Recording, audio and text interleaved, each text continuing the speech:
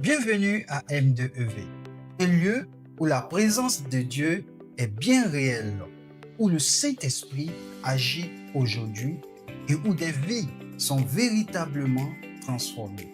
Que tu sois en quête de guérison, en quête de restauration ou d'une relation profonde avec Dieu ou simplement d'un endroit pour grandir spirituellement, tu es au bon endroit. Ici, tu n'es pas juste de passage. Tu fais partie d'une famille. Peu importe ton histoire, peu importe ton parcours, peu importe ton origine, ici, il y a une place pour toi. Bienvenue dans une communauté où l'Esprit est au centre et où Jésus transforme des vies encore aujourd'hui. J'aimerais donc, avant d'écouter ce matin la parole de Dieu, faire un rappel capital, un rappel important ce matin et vous dire que nous aurons un séminaire très important dans le mois de mai, le début du mois de mai. Donc, le séminaire aura lieu du 6 au 9 mai.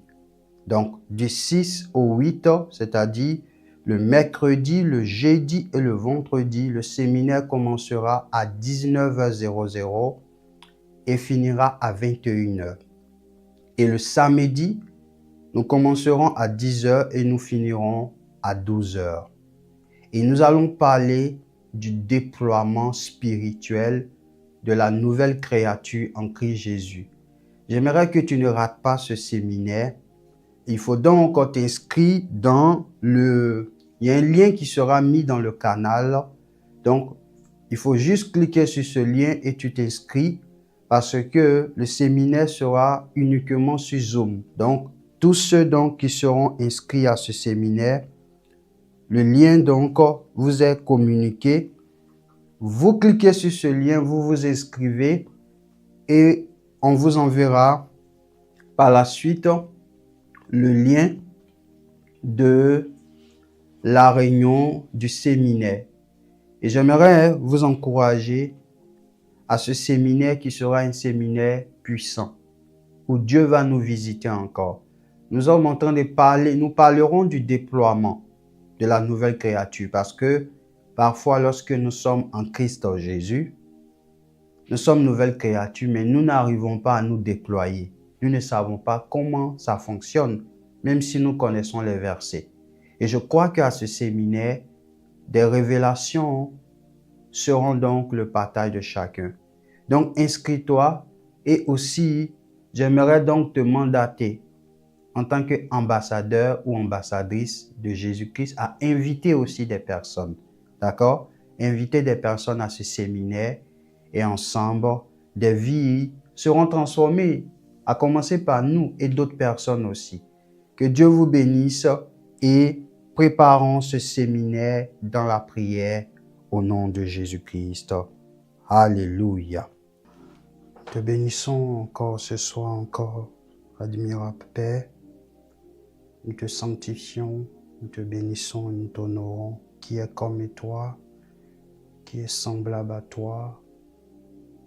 Oh, Shabraya, Labros cantare quintaros catabri quintoro, Lecoros cantare catare quintaros kirabros cantare, Layara quintoro shakatare catoro sobros cante laye de quintoro, qui est comme toi et qui est semblable à toi. Ce soir encore, je vais me prosterner devant toi, ô Dieu, car tu es saint. Ta sainteté, elle est merveilleuse, elle est grande. Ta sainteté, elle purifie. Ta sainteté, elle restaure. Ta sainteté, elle régénère. Et ce soir encore, nous voulons te sanctifier, nous voulons te glorifier pour le Saint-Esprit qui vit en nous. Merci pour notre corps qui est le temple du Saint-Esprit. Merci pour ton œuvre en nous. Merci pour ta grandeur. Merci pour ta fidélité. Ce soir encore, reçois notre offrande. Cette offrande de ce soir Agrée-la, Seigneur, comme un parfum de bonne odeur, et que ton nom soit sanctifié, glorifié encore. Bénis ce temps encore de ta parole. Prends le temps de nous enseigner. Ouvre notre esprit encore à comprendre, Seigneur, tes conseils et opère des miracles, Seigneur, puissants, Seigneur, dans l'invisible, pour notre transformation encore à l'image de Dieu et à sa ressemblance. Béni sois-tu, Seigneur, ce soir encore, au nom de Jésus-Christ. Amen. Gloire à Dieu ce soir encore. Que Dieu nous bénisse encore. J'aimerais donc souhaiter la bienvenue à chacun de nous à cette soirée de libération.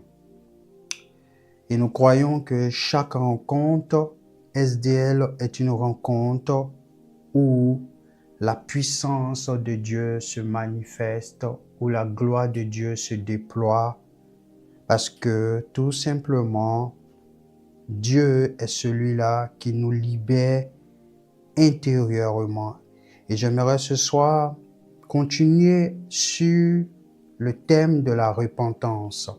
Vous savez que depuis quelques semaines, dans cette soirée de libération que nous déployons chaque vendredi, nous parlons de la repentance, n'est-ce pas? Et je crois que la repentance, elle est importante et il y a tellement de volets à dire, il y a tellement de choses à dire sur la repentance. Ce soir, j'aimerais donc parler avec vous du thème suivant. La repentance libère des chaînes intérieures et redonne vie au cœur. La repentance libère des chaînes intérieures et restaure et redonne, vie au cœur. Je reprends pour une dernière fois le thème du soir. La repentance libère des chaînes intérieures et redonne vie au cœur. Avant donc de lire le texte de base de ce soir, j'aimerais nous dire tout simplement que il faut la grâce de Dieu pour savoir que nous avons parfois des chaînes intérieures dans notre vie. Ces chaînes sont logées à l'intérieur de notre cœur et il faut qu'il y ait une illumination, il faut qu'il y ait une grâce particulière afin que nous soyons libres de ces chaînes.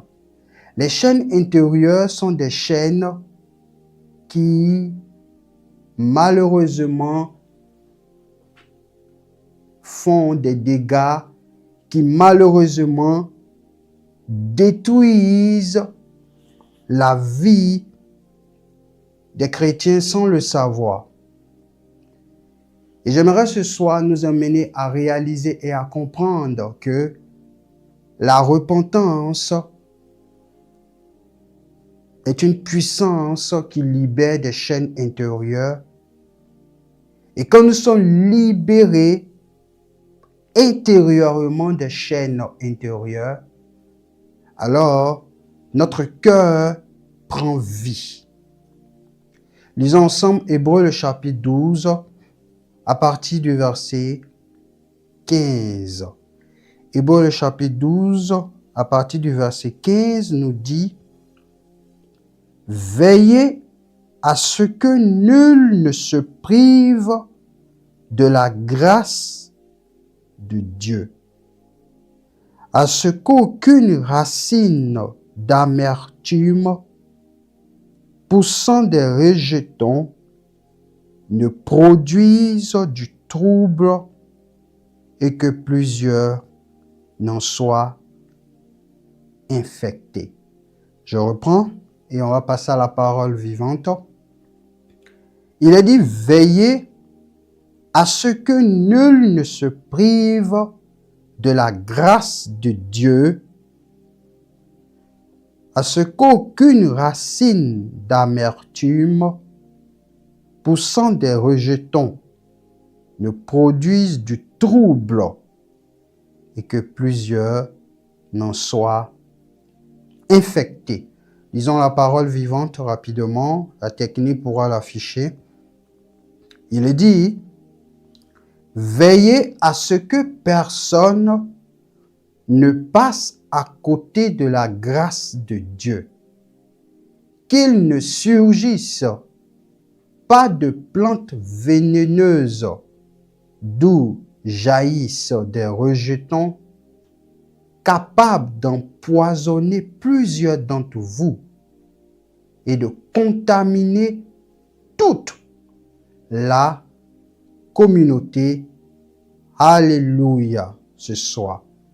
Ce soir, cette soirée de libération encore, je désire encore, Seigneur, Saint-Esprit, que tu puisses encore apporter dans la vie de chacun, Seigneur, une pleine liberté, Seigneur, par la puissance de la repentance vraie, la repentance sincère, Seigneur.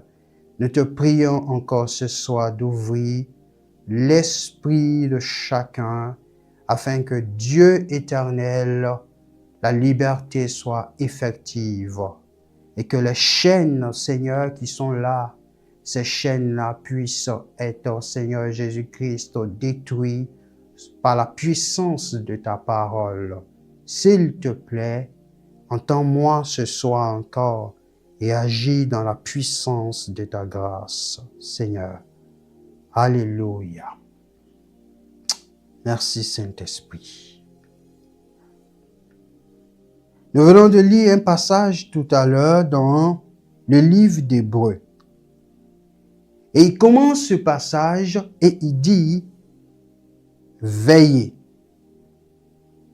Ce n'est pas par hasard que l'auteur commence et il dit « Veillez ».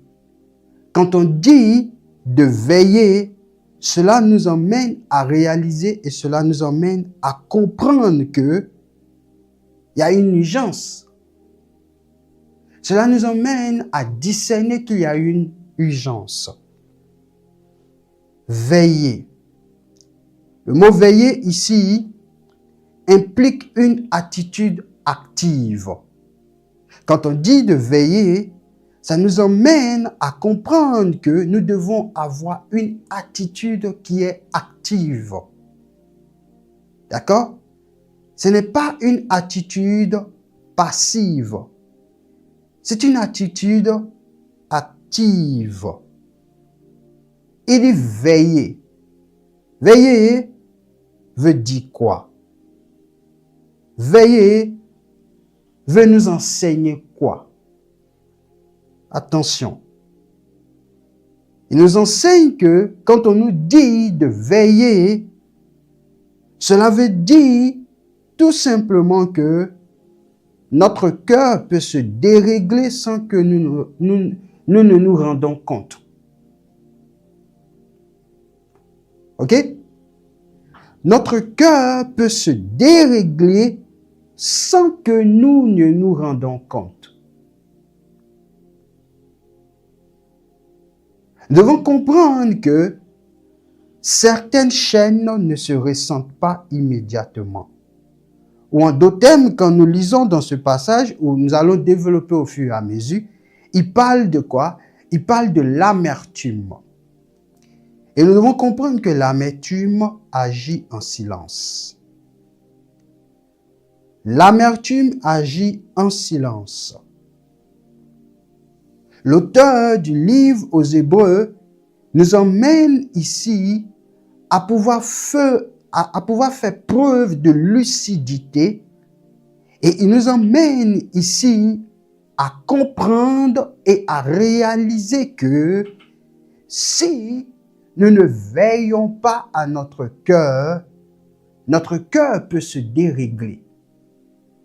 Et si notre cœur se dérègle, parfois notre cœur est déréglé, mais nous ne savons pas que notre cœur est déréglé. Il dit veiller. Qu'est-ce que cela nous amène à comprendre? Si nous arrivons à comprendre que notre cœur peut se dérégler sans que nous nous rendions compte de cela, cela veut dire tout simplement que la première étape d'une repentance profonde, je précise, la première étape d'une repentance profonde n'est pas de parler. Ce n'est pas de parler.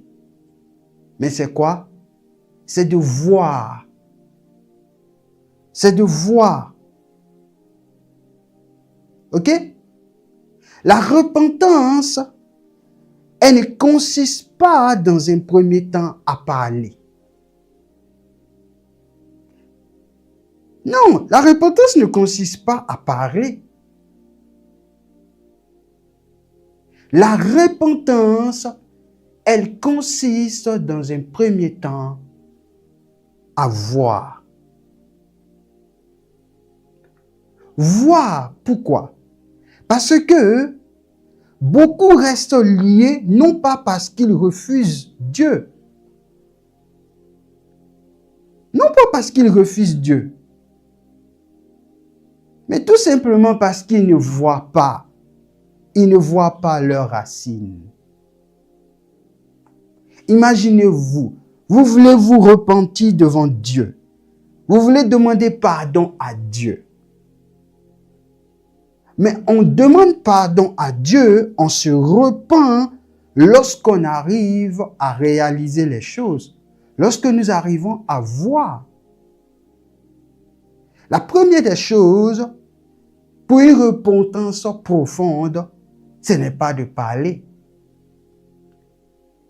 Donc, la prière dans un premier temps, ou notre prière quotidienne aussi, nous devons demander à Dieu, permets-nous de voir. Permets-nous de voir. C'est ça. Permets-nous de voir.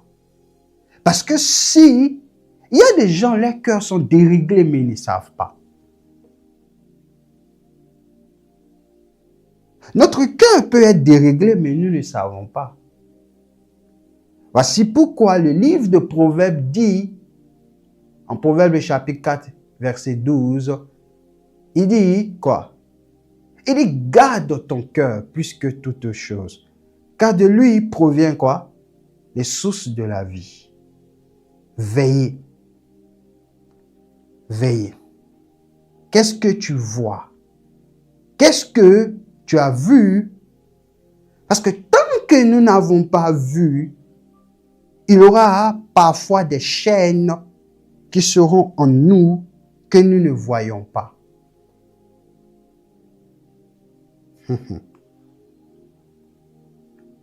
Il dit veillez à ce que nul ne se prive de la grâce de Dieu. Il dit nul ne se prive de la grâce de Dieu. Parfois, quand nous lisons les versets de la Bible, nous ne faisons pas attention à tout ce qui est écrit. Nous allons très rapidement. Mais la Bible est la bouche de Dieu qui nous donne toutes les révélations. Il est veillé à ce que nul ne se prive de la grâce de Dieu. Quand nous regardons profondément ce qu'il dit ici, il nous enseigne que tout simplement, le vrai problème ici, ce n'est pas le péché. Mais le problème ici, c'est la coupure. Quand on parle ici de la coupure ici, c'est quoi? C'est la séparation avec Dieu. Il dit que nul ne se prive de la grâce de Dieu. Le vrai problème n'est pas le péché, mais la coupure. Une fois que nous sommes coupés de la grâce de Dieu, ce n'est pas bon. Vous me comprenez? Le texte ici n'a pas dit éviter de pécher. Il ne faut pas qu'on déforme. Il n'a pas dit éviter de pécher. Mais il dit ne vous privez pas de la grâce. Ne vous privez pas de la grâce. Qu'est-ce que cela signifie? Cela signifie tout simplement que la racine d'amertume coupe quoi? Elle coupe la circulation de la grâce. Quand nous sommes privés de la grâce de Dieu, ça veut dire qu'il y a certainement amertume.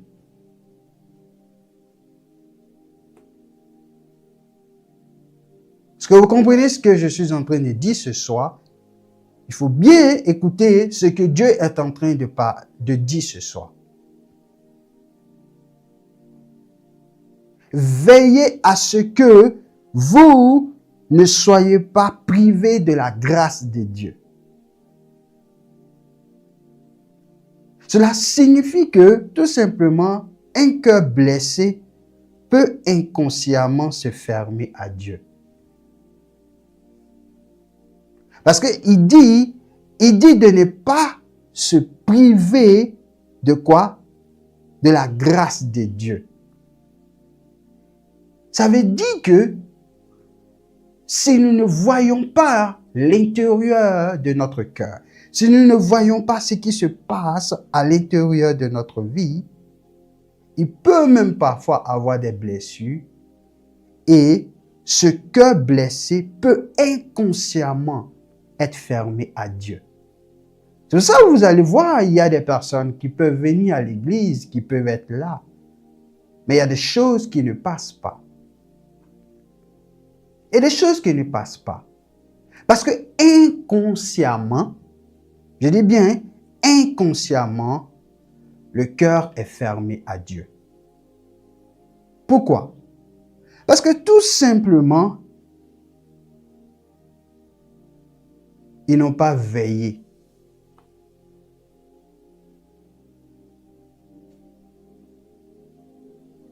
Nous devons comprendre quelque chose que, est-ce que vous savez que on peut être à l'église, on peut participer à l'œuvre de Dieu. Est-ce que vous savez que on peut même servir Dieu et être éloigné de Dieu? Bien sûr. Parce que tout simplement, la chaîne la plus dangereuse, elle est invisible. Nous ne marchons pas par le naturel. Nous ne marchons pas parce que nos deux yeux voient. C'est pour cela que la vie chrétienne dans laquelle nous sommes, dans l'église de Dieu où nous sommes, dans la maison de Dieu que nous sommes, nous devons apprendre à pouvoir cerner les choses dans le spirituel. Nous devons apprendre à cerner les choses pas par le visible. Non, pas par le visible. Si nous arrivons à réussir cette vérité par la grâce du Saint-Esprit, nous serons en santé spirituelle. La chaîne la plus dangereuse, elle est invisible. Et vous savez c'est quoi? C'est l'éloignement intérieur.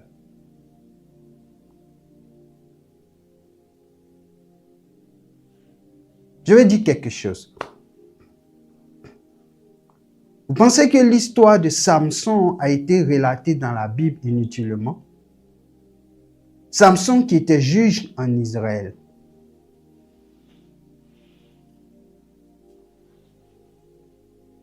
L'onction lui avait été donnée. Mais au fur et à mesure, il y avait un éloignement qui se passait entre lui et Dieu, mais il ne savait pas. Parce que il a pris les choses à la légère. Quand la femme lui posait des questions, il dit non, si vous me ligotez avec des lianes, je n'aurai plus de force. Elle a ligoté avec les lianes. Et elle lui dit, les Philistins sont sur toi. Il se lève, il manifeste la force. Il a la victoire. Il ne discerne pas. Vous me suivez?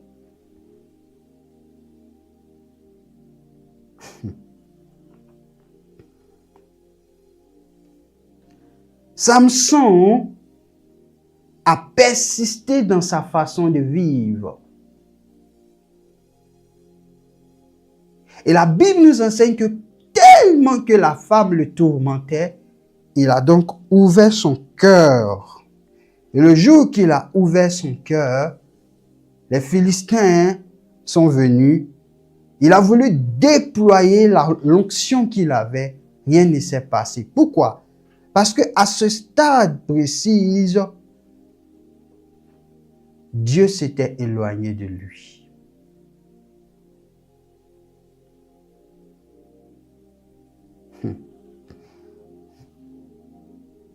Il était arrivé à cette dimension où il s'est privé de la grâce. C'est pour ça que le texte dit, veillez à ce que nul ne se prive de la grâce. Parce que, une fois que nous nous privons de la grâce,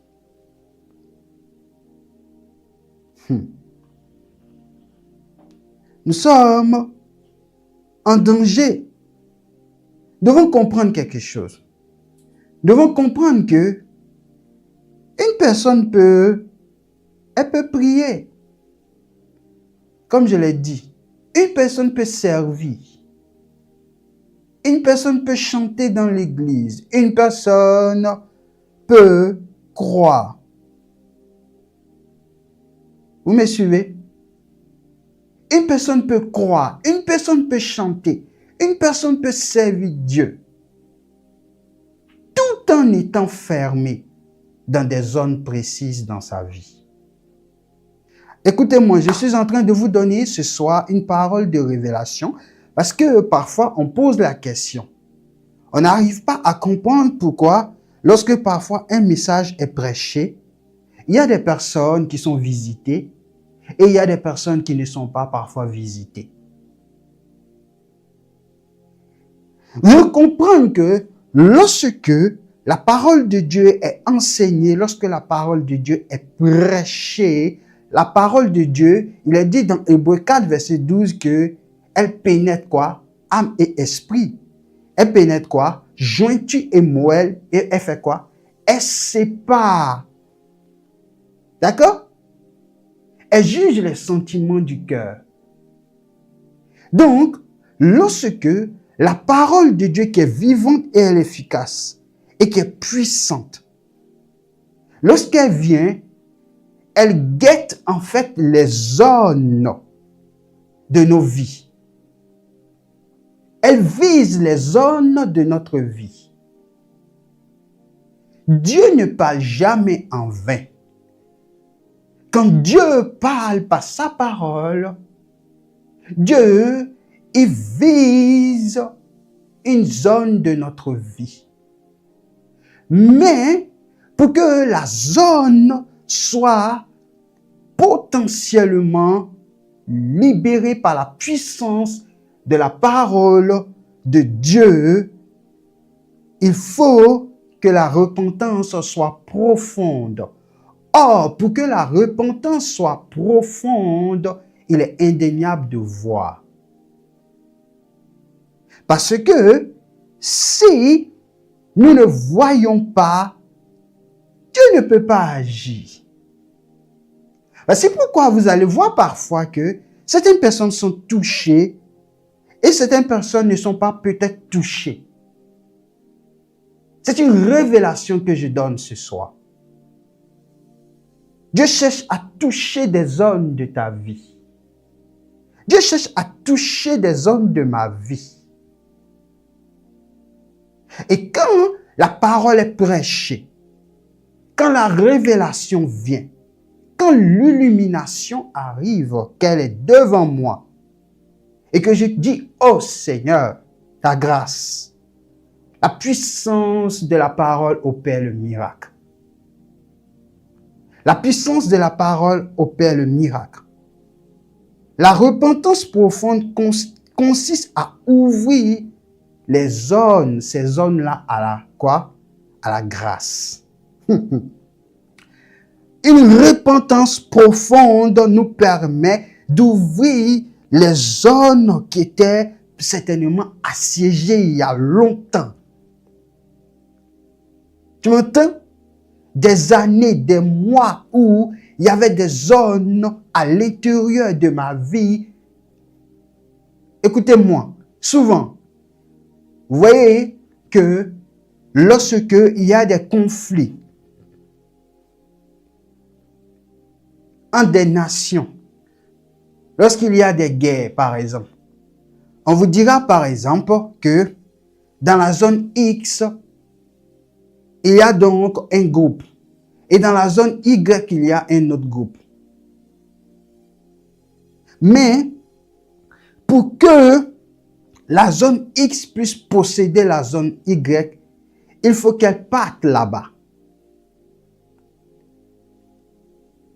Mais le combat ne sera pas facile.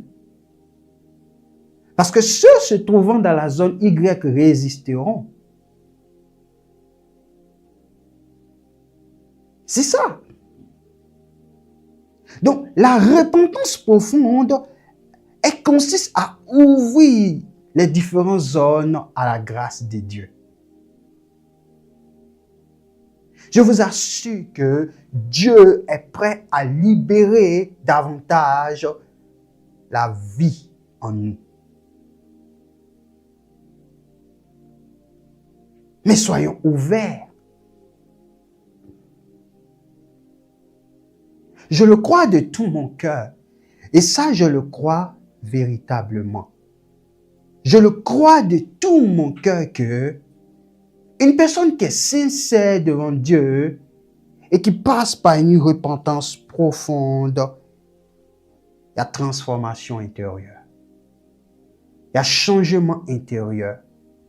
Parce que la repentance profonde touche les différentes zones intérieures que nous ne voyons pas. Mais est-ce que nous-mêmes nous sommes en mesure de pouvoir donc voir les différentes zones? Non. Il n'y a que le Saint-Esprit qui connaît les différentes zones. Donc, lorsque je suis face à la parole de Dieu, le Saint-Esprit vient et il dynamise la parole de Dieu. Et elle descend dans ces zones.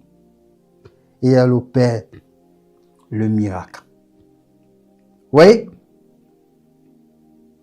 C'est ça.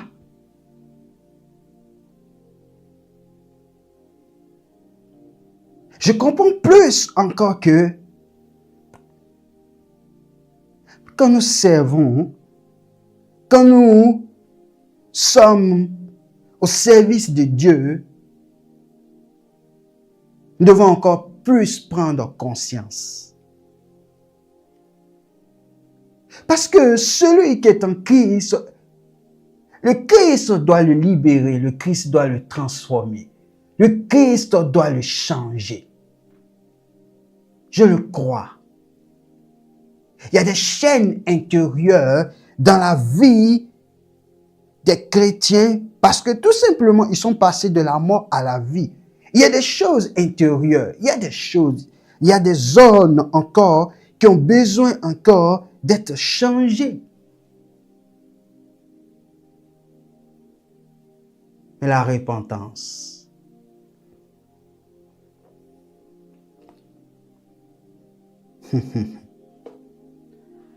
regardez dans ce passage. Il continue, il dit, à ce qu'aucune racine d'amertume. Ce passage, il est tellement riche, il est tellement profond. Il dit racine d'amertume. Vous devez savoir que quand on parle de racine, la racine a 4 caractéristiques. Une racine, de manière générale, quand vous prenez la racine d'un arbre, dans un premier temps, la racine, elle est cachée, on ne la voit pas, n'est-ce pas? Dans un second temps, cette racine, elle se nourrit, elle se renforce avec le temps et elle produit automatiquement du fruit. De façon naturelle, c'est ce qui se passe.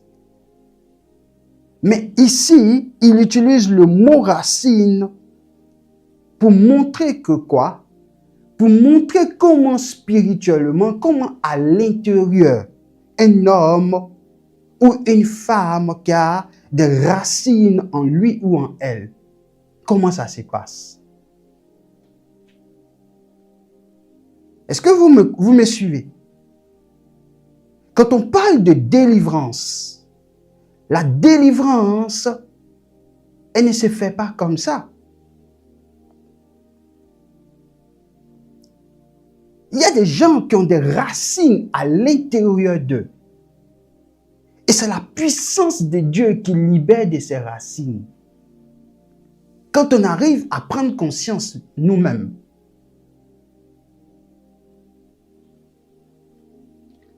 Notez, premièrement, que la racine, elle est cachée.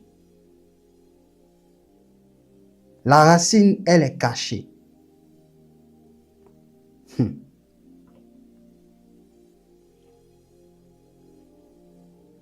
La racine, elle est cachée. Ça veut dire quoi?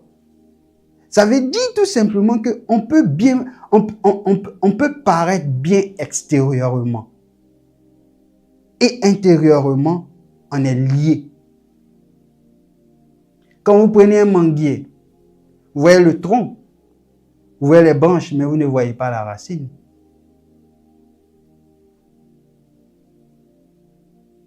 Spirituellement, il y a donc des racines parfois qui sont là. Et vous voyez une personne qui est dans le Christ, extérieurement, c'est bon, mais intérieurement, il y a des racines cachées qui lient cette personne.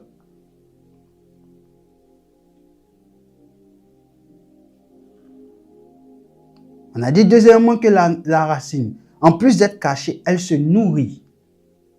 Vous voyez, une racine naturelle, elle se nourrit d'eau. Plus l'eau vient, elle se nourrit. C'est exactement. Vous savez, la racine d'amertume, elle fait quoi? Plus tu penses à des blessures, ok? Plus tu penses ou tu repenses à des blessures ou à une blessure, plus cette racine spirituelle est sans racine. Vous m'entendez ce soir? De même que la racine naturelle, elle se nourrit de l'eau. C'est de même. Plus une personne repense à des blessures, plus elle s'enracine. Ça veut dire quoi? La racine d'amertume prend encore force. Troisième élément, nous avons dit que la racine, elle fait quoi? Elle se renforce avec le temps. Ça veut dire quoi? Ce qui était à l'intérieur d'une personne, qui était par exemple une douleur, à force de se renforcer avec le temps, ça devient quoi? Ça devient tout simplement une attitude. Vous devez savoir que les choses ne se passent pas comme ça dans la vie d'une personne. Les choses ne sont pas automatiques. Vous m'entendez? C'est pour ça qu'il commence au départ et il dit veiller. Les choses ne sont pas automatiques. Les choses se font progressivement. Et quand nous n'avons pas la lucidité spirituelle, les choses se font au fur et à mesure sans qu'on discerne, sans qu'on le sache. Et quand ça prend forme, nous commençons à constater cela. Malheureusement, c'est trop tard. Parce que tout simplement, nous n'avons pas veillé.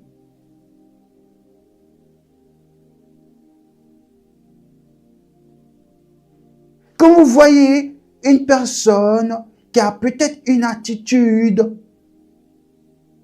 qui vous choque, qui vous étonne, vous devez savoir que ce ne s'est pas fait automatiquement. La racine a pris forme avec le temps. Et a donc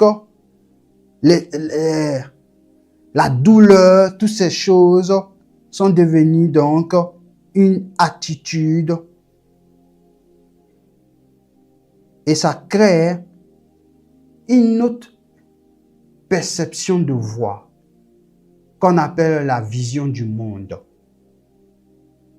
La personne commence donc à avoir une autre vision. Et ayant donc cette vision, l'ennemi, le diable vient et il amplifie la vision pour emmener la personne à croire que cette vision, elle est parfaite, elle est vraie. Vous voyez comment on peut se faire avoir?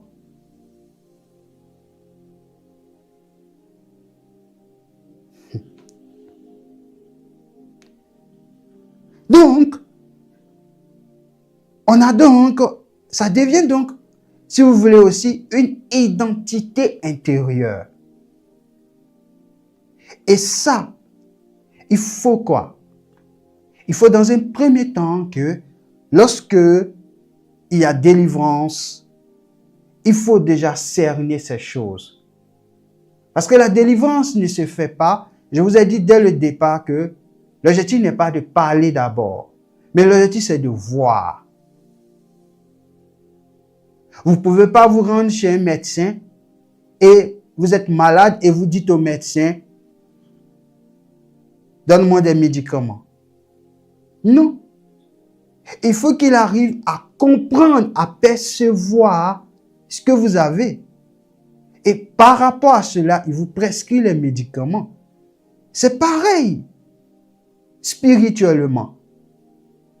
On ne peut pas combattre quelque chose que nous-mêmes, nous ne connaissons pas. Il faut voir. Et parfois, il y a des racines à l'intérieur de nos cœurs, de nos vies, que nous ne savons pas. Et nous traînons ces racines et nous avançons. Et nous pirouettons dans notre marche. Nous tournons en rond, nous n'avançons pas. Nous avons cette impression que nous n'avançons pas. Pourquoi? Parce que tout simplement, Dieu veut nous libérer. Et Dieu nous parle chaque jour. Dieu nous parle en tout temps. Dieu nous parle en tout lieu. Mais tout simplement, nous ne sommes pas conscients. Nous ne prenons pas du temps pour nous asseoir parfois, pour écouter Dieu nous parler. Et pendant que Dieu nous parle parfois, nous sommes tellement modélés par la distraction de ce monde. Nous sommes tellement modélés par les choses du monde en bougeant de part et d'autre. Et pendant ce temps, l'ennemi est en train de travailler petit à petit à l'intérieur. Les racines prennent forme. C'est pour éviter tout cela que l'auteur dit veiller. Parce que si nous ne veillons pas, nous aurons des racines à l'intérieur de nous. Et nous n'aurons pas de tranquillité. Nous n'aurons pas de paix. Vous voyez, Il y a des personnes dans leur vie chrétienne qui sont toujours dans les combats. En train toujours de prendre autorité, Mais la Bible dit, c'est pour la liberté que le Fils de l'homme vous a affranchi. C'est pour la liberté qu'il vous a affranchi. Nous devons réfléchir et nous devons encore nous poser assez de questions. Suis-je affranchi de certaines zones dans ma vie? On dit c'est pour la liberté. La vie chrétienne est une vie chrétienne dans laquelle nous sommes libres. C'est pour cela que Christ nous a affranchis. Mais malheureusement, parfois, nous n'avons pas le discernement. Nous n'avons pas cette lucidité de voir.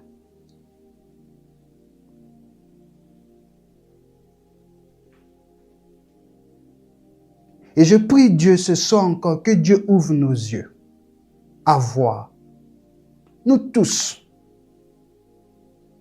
La racine se renforce avec le temps. Et quatrième élément, la racine produit automatiquement du fruit. Vous voyez, quand une racine, elle s'est bien renforcée, la finalité c'est quoi? Elle va produire du fruit. Elle va produire automatiquement du fruit.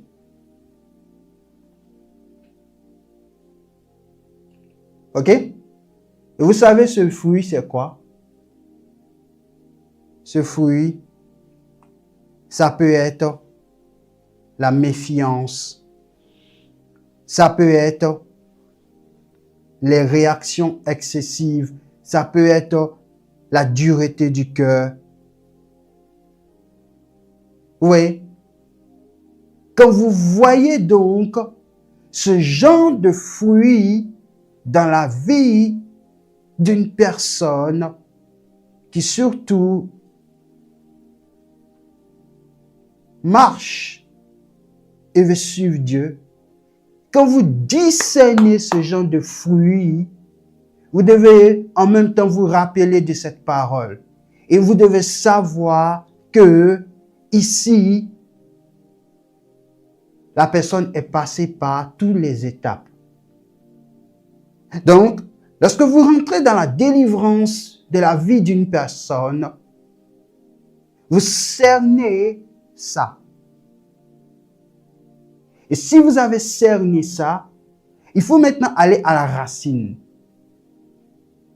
Parce que tout simplement, la repentance doit aller au niveau de la racine, pas seulement au niveau du comportement.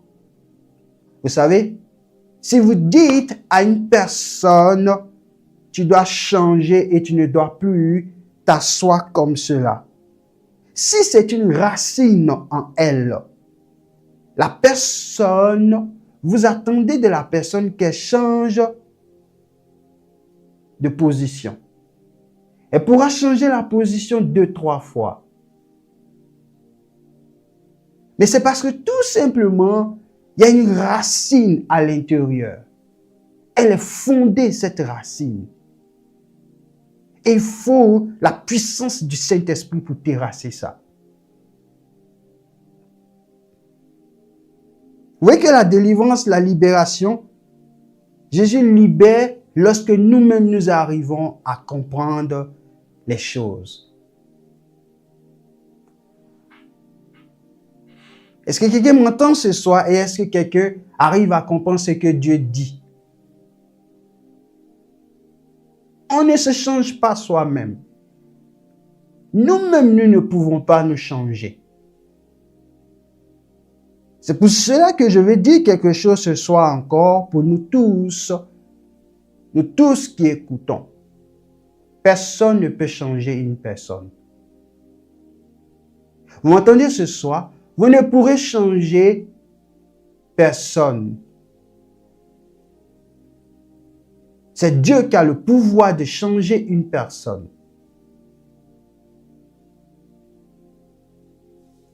Est-ce que vous m'entendez ce soir? Donc, pour qu'une personne soit transformée, pour qu'il y ait un miracle dans le cœur d'une personne, pour qu'il y ait transformation dans le cœur d'une personne, Ne vous épuisez pas sans discernement. Discernez d'où viennent les racines. Et quand vous avez discerné d'où viennent les racines, mettez cette personne face donc à la vérité de cela. Et maintenant, la repentance commence lorsqu'on est d'accord avec cette vérité.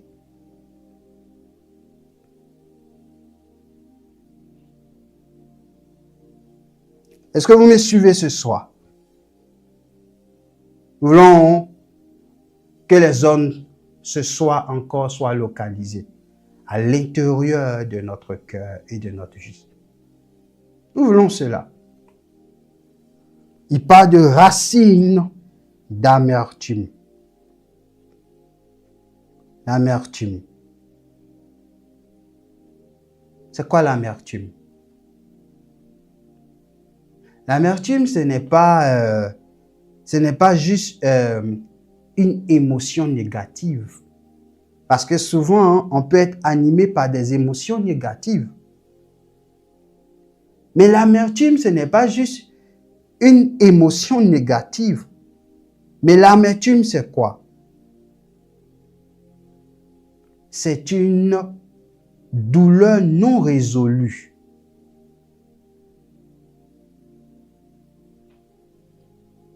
Et un jugement intérieur. C'est ça l'amertume. C'est ça l'amertume. C'est ça l'amertume. L'amertume, c'est une douleur non résolue et un jugement intérieur. Ou en d'autres termes, l'amertume, c'est une blessure transformée en position intérieure. C'est ça. Elle est à l'intérieur de nous, mais elle n'est pas résolue. Elle n'est pas traitée.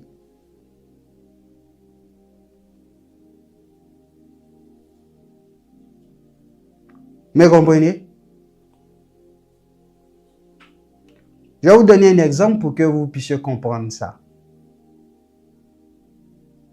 Par exemple, vous dites qu'on m'a fait du mal.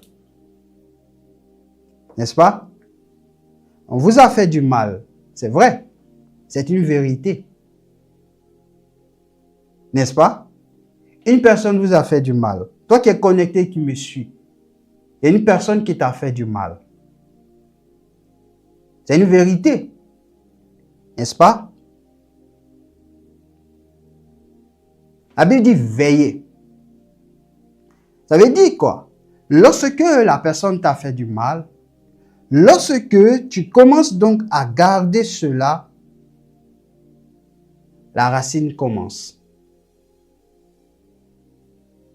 La racine commence. Et parce que la racine commence, tu fais quoi? Tu ne feras plus confiance. Et parce que tu ne fais plus confiance, la chaîne se forme.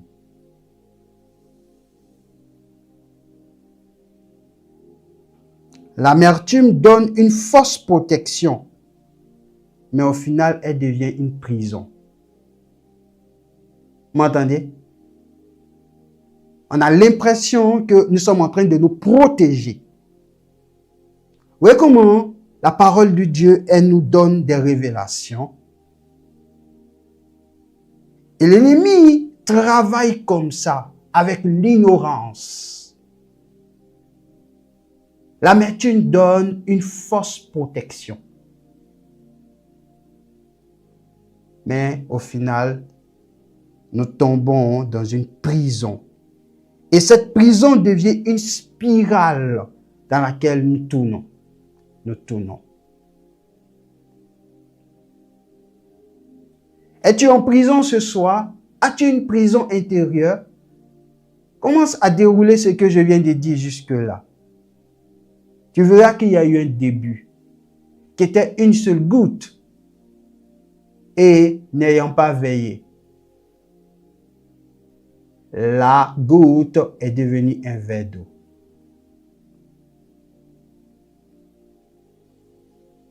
Regardez ce qu'il dit.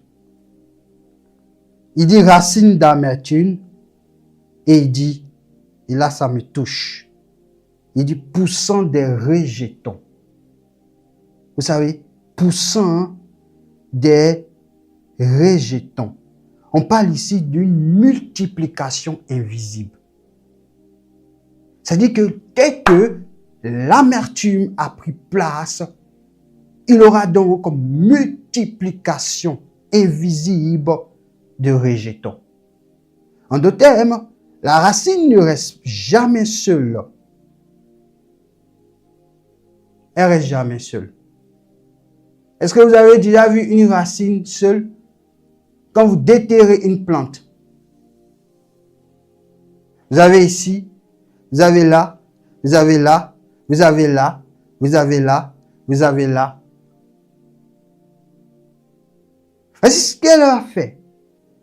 Elle va faire quoi? Elle va produire des pensées répétitives. Vous êtes là, vous pensez à là. Vous pensez ici. Vous pensez là. Elle va provoquer je dirais, des réactions automatiques. Mais vous devez savoir et vous devez comprendre, c'est parce que tout simplement, il y a des choses à l'intérieur. Des pensées répétitives. Telle pensée arrive. Telle pensée arrive. Ce sont des racines de part et d'autre. Mais vous devez savoir que c'est spirituel, ce n'est pas naturel.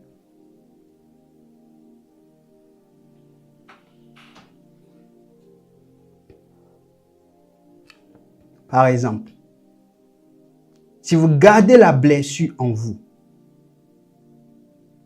elle va provoquer des racines. Suivez-moi bien. Vous avez la blessure ici. Cette blessure ici va donner une racine, méfiance. Une autre va sortir, isolement. Une autre va sortir, solitude. Vous voyez le danger? Comment nous nous faisons attraper par ignorance et nous nous trouvons dans une prison. Nous commençons donc à chasser les démons. Nous commençons à combattre les forces des ténèbres.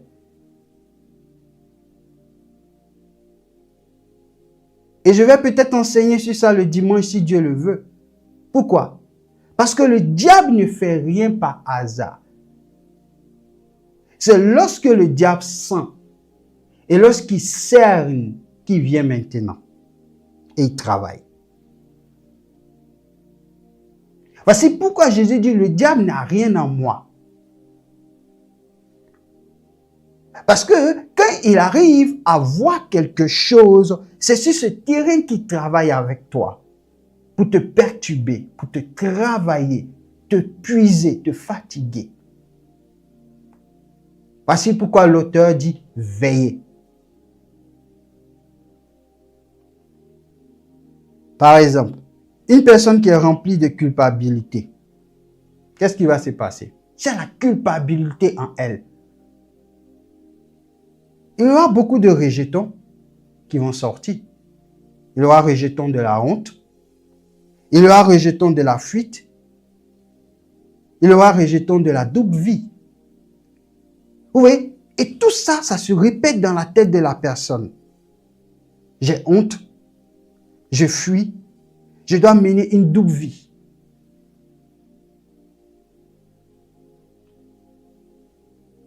Sans repentance, une racine devient un système intérieur. Vous voyez? Beaucoup de chrétiens sont aliénés comme ça. Mais ils ne savent pas si la parole de Dieu n'est pas véritablement enseignée pour comprendre que les choses ne se sont pas faites d'elles-mêmes. C'est parce que soit il y a eu l'ignorance ou soit on n'a pas veillé. Et le diable prend ça et le diable va épuiser ce chrétien. Il y a des gens qui ont 10 ans dans l'église, qui ont 15 ans dans l'église et qui sont toujours en train de vivre avec les mêmes choses. Pourquoi? Parce que tout simplement, ils n'ont pas compris comment les choses fonctionnent. Quand nous arrivons à comprendre comment les choses fonctionnent, nous nous mettons au travail par la grâce de l'Esprit. Vous voyez, il y a des gens qui ont accepté Jésus dans leur vie comme Sauveur et Seigneur. Ils ne sont pas rejetés, mais ils n'ont pas compris ces choses. Il peut y avoir certains même qui ont compris, mais qui ferment leur cœur à ça. Mais le diable, il est content. Le diable, il est content. Ce soit que des rejetons tombent de nos vies au nom de Jésus-Christ.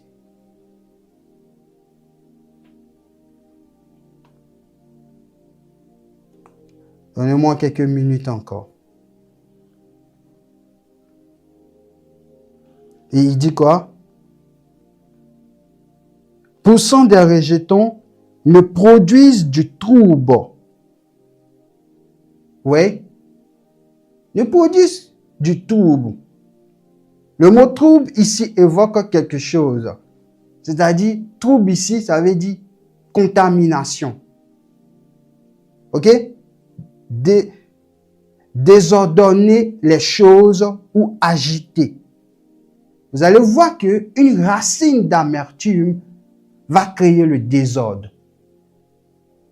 Une racine d'amertume va créer l'agitation. Une racine d'amertume va contaminer.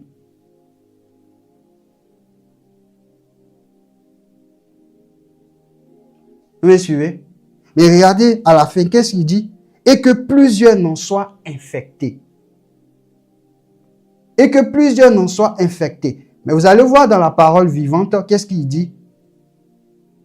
Il dit, d'où jaillissent des rejetons capables d'empoisonner plusieurs d'entre vous et de contaminer toute la communauté. C'est pourquoi je parle de la responsabilité parfois de chacun de nous. La responsabilité de chacun de nous. Lorsque nous avons des racines d'amertume en nous, ces racines d'amertume-là, nous ne prenons pas garde, nous ne pouvons ne pas comprendre ce qui se passe. Et cela va se déployer dans notre entourage. Cela va se déployer dans la communauté. C'est pourquoi vous allez voir qu'il y a des personnes qui sont irritées sans raison. Ça arrive parfois, des gens qui sont énervés, ils ne savent pas pourquoi. Mais je veux dire ce soir par une parole de révélation ce soir que lorsque on est irrité sans raison, ça veut dire qu'il y a une racine.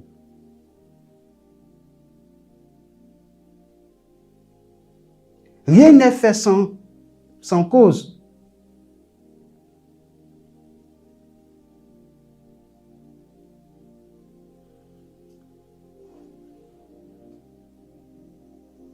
Le problème, ce n'est pas la situation, mais le problème, c'est la racine.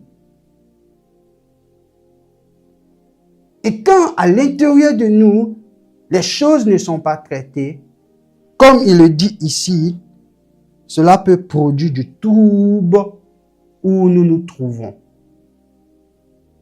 dans notre communauté. Vous voyez comment nous sommes responsabilisés chacun et nous devons être sages et demander la grâce de Dieu de ne pas créer le trouble où nous sommes, où nous servons Dieu. Il dit plusieurs en sont infectés. Il parle ici d'une dimension relationnelle dans la relation. Souvent, ce sont les racines qui provoquent des discordes dans les relations.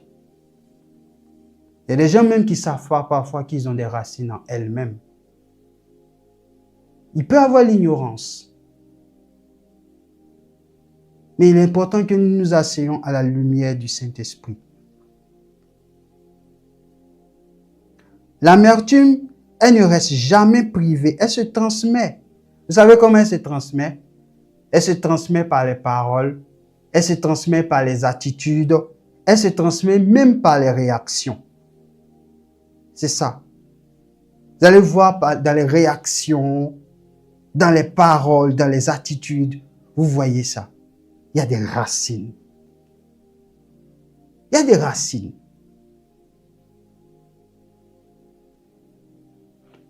Une personne blessée, elle peut blesser sans le vouloir. Elle peut contaminer l'atmosphère. Elle peut influencer une famille.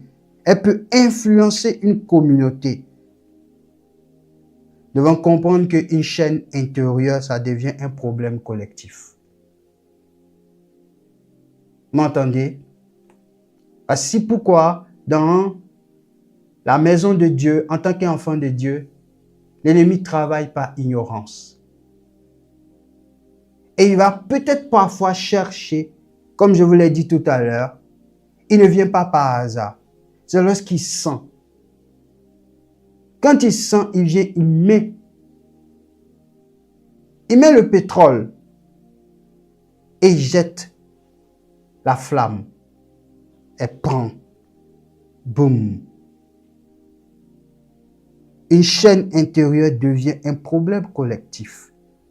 Quand des personnes dans l'église, dans la maison de Dieu, en tant qu'enfants de Dieu, ont des chaînes intérieures, quand cela n'est pas traité, ça va créer du désordre. Ça va créer des soucis au niveau de la relation. Nous devons nous poser des questions, nous tous. Et nous devons nous dire, Seigneur, où j'en suis? Est-ce qu'il y a encore des racines? Traite ces racines pour que je ne sois pas de celui-là ou de celle-là qui fait quoi? Qui est sujet de discorde. Il y a un processus pour être libéré. Pour que les chaînes soient brisées. Ce n'est pas de la théorie, mais c'est une pratique intérieure. Je vais aller rapidement parce qu'il est déjà l'heure et on va prier. La première étape, c'est laisser Dieu révéler la racine. La première étape de la repentance profonde. Le processus de libération radicale passe dans un premier temps par laisser Dieu révéler la racine. La deuxième des choses, la deuxième étape, c'est nommer la chose sans minimiser. Vous savez, dans la repentance, il ne faut jamais dire « ce n'est pas grave ça ». Il ne faut jamais dire « c'est la faute des autres ». Quand le prophète Nathan a dit à David que tu es coupable, et je méditais sur cela ce matin, David a dit « j'ai péché contre l'Éternel ». On ne met pas la faute sur les autres. On ne cherche pas à accuser les autres. C'est eux qui sont la cause de mon péché. Donc, il faut nommer sans minimiser. Il ne faut pas dire c'est pas grave. Il faut dire tout simplement oui. Cela m'a blessé. Oui, j'ai gardé cela. Oui, cela m'a transformé. Oui, cela m'a changé. La vérité ouvre la porte à la guérison. Quand on est vrai. Troisième étape, il faut pardonner. Pardonner. Sans pardon, la racine reste. Pardonner ne veut pas dire oublier, excuser.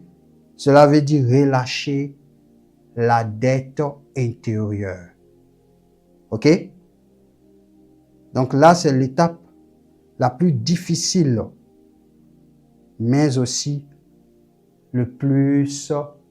la plus libératrice, cette étape.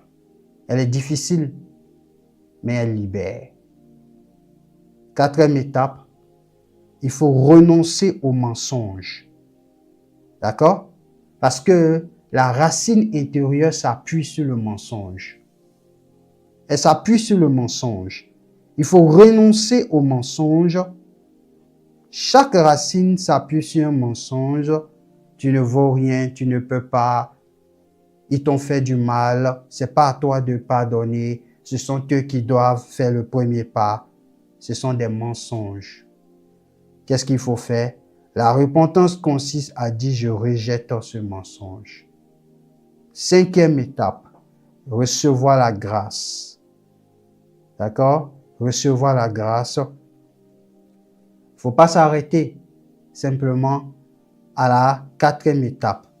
Mais il faut recevoir la grâce car la vraie transformation arrive quand tu acceptes d'être aimé malgré tout. Vous me suivez? La grâce ne fait pas que pardonner, elle reconstruit. Il faut accepter cette grâce de Dieu. Il faut laisser Dieu toucher les blessures. Il faut recevoir une nouvelle identité intérieure. Alléluia. Je vous donne ce soir des vérités et si nous les suivons, nous les appliquons, nous serons en santé spirituelle et nous ne ferons pas du dégât là où nous sommes. Mais nous serons des exemples. Vous m'entendez? Partout où tu mettras les pieds, tu seras un exemple. Parce que quoi? Aucune chaîne intérieure n'est encore en toi. Parce qu'au final, le résultat de tout ce que je viens de vous dire, quand la racine est traitée, vous savez ce qui se passe? La paix revient dans votre cœur.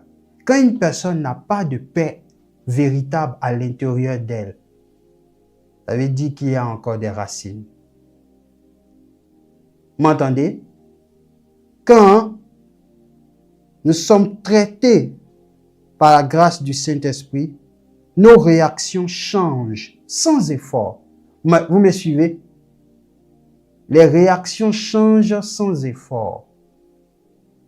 Nous avons de bonnes réactions vis-à-vis des autres.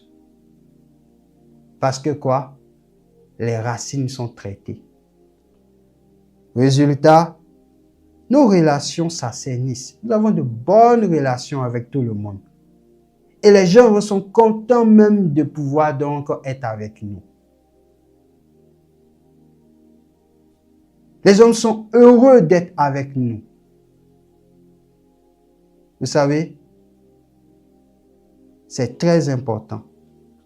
Quand nous sommes libérés des racines, la présence de Dieu redevient fluide en nous. La présence de Dieu. Nous ne luttons plus contre ce genre de choses. Parce que quoi? La racine a été transformée.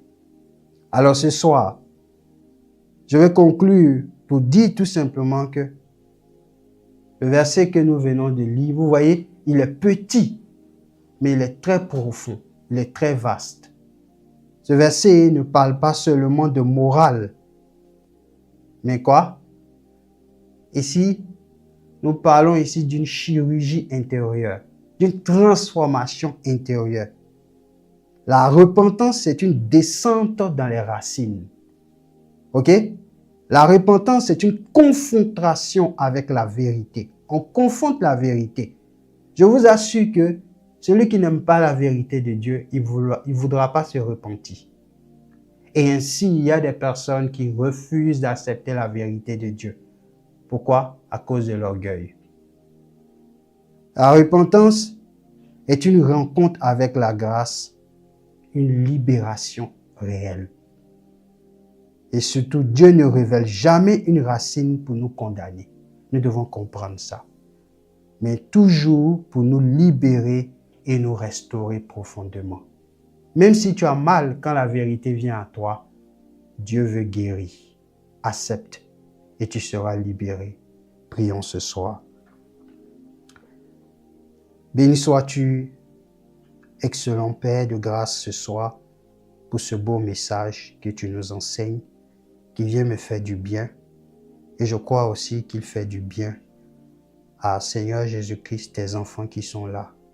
Tout ce que tu viens de nous dire ce soir, ce n'est pas pour nous condamner ou ce n'est pas pour nous jeter des flèches. Mais Seigneur, parce que tu veux nous libérer. Et à cette soirée de libération, nous voyons que la repentance, elle descend, Seigneur, en profondeur. Elle opère une chirurgie spirituelle où elle enlève des chaînes, des amertumes, des choses qui sont en nous. Et Seigneur, longtemps, parfois, nous pouvons résister et nous pouvons rester dans des choses et nous devenons esclaves de ces choses. Des prisons intérieures sont en nous et le diable utilise ces choses pour nous conduire. Nous voulons, Seigneur Jésus, ce soir encore que tu opères, Seigneur, un miracle puissant dans chaque vie, que tu libères chaque vie. Tu donnes à chacun de lâcher prise et tu donnes à chacun, Seigneur, aussi de voir.